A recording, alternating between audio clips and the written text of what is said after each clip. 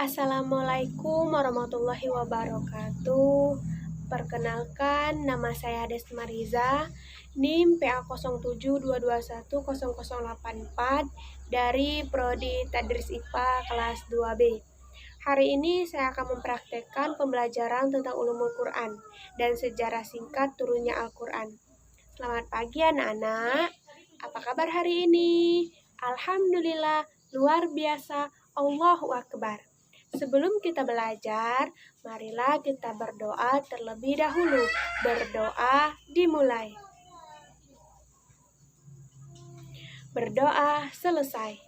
Baiklah, Ibu akan menjelaskan pengertian ulumul Quran. Ada yang tahu apa yang dimaksud dengan ulumul Quran? Baik, Ibu akan menjelaskannya.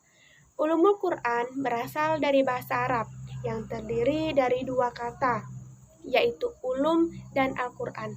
Kata ulum merupakan bentuk jamak dari kata Al-Quran, yaitu ilmu. Sedangkan menurut sejarah, ilmu adalah mengetahui dan memahami ayat-ayat Al-Quran dan lafalnya yang berkenaan dengan makhluk-makhluknya.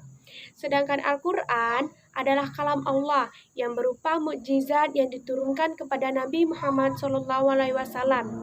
Jadi, ulumul Quran adalah ilmu-ilmu Al-Quran atau ilmu yang membahas Al-Quran.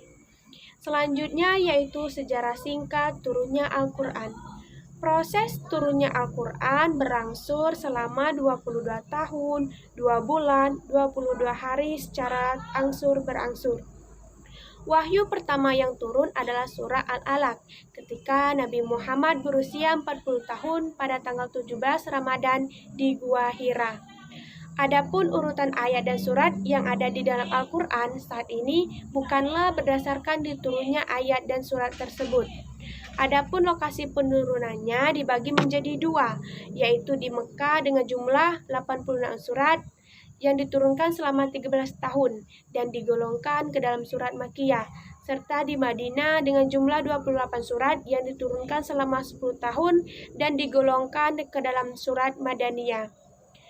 Awal mula dibukukannya Al-Quran seperti yang telah dijelaskan sebelumnya, bahwa ayat-ayat Al-Quran diturunkan secara berangsur-angsur.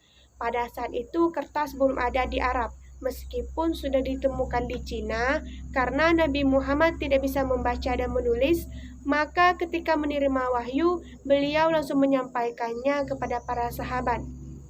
Para sahabat lalu menghafalkannya di luar kepala. Bagi yang bisa menulis, diminta untuk menuliskannya di atas kulit, pohon, batu, kain, dan lain sebagainya. Untuk menjaga kemurnian Al-Quran, setiap tahun Malaikat Jibril bersama Rasulullah selalu mengulang hafalan Al-Quran. Bahkan di tahun terakhir menjelang wafatnya, Nabi Muhammad bersama Malaikat Jibril mengulangi hafalannya sebanyak 2 kali. Pembukuan Al-Quran pertama kali dilakukan pada masa Abu Bakar As-Siddiq atas usulan dari Umar bin Khattab. Hal ini terjadi karena Umar khawatir atas kemurnian Al-Quran karena tidak sedikit para penghafal Al-Quran yang mati syahid karena ikut berperang. Pembukuan itu dipimpin oleh Zaid bin Thabit dengan cara mengumpulkannya ayat-ayat yang sudah pernah dituliskan oleh para sahabat di batu, kain, kulit pohon, kulit hewan, dan lain sebagainya. Hasil dari hal tersebut adalah pembukuan resmi Al-Quran yang pertama kalinya. Al-Quran yang sudah disatukan menjadi buku tersebut lalu disimpan oleh Abu Bakar sampai ia meninggal dunia. Setelahnya disimpan oleh Umar sampai meninggal dan diteruskan oleh anaknya yaitu Hafsah. Al-Quran pertama kalinya digandakan dan didistribusikan. Hal ini terjadi karena Islam sudah tersebar luas ke Iran. Setelah itu penggandaan dan pendistribuan Al-Quran kembali dilanjutkan oleh Hudzaifah bin Yaman. Baiklah, cukup sekian materi hari ini. Jangan lupa tugasnya untuk minggu depan. Dan jangan lupa kalian pelajari materi ini dengan sungguh-sungguh ya di rumah. Baiklah, wabillahi taufiq wal hidayah. Wassalamualaikum warahmatullahi wabarakatuh.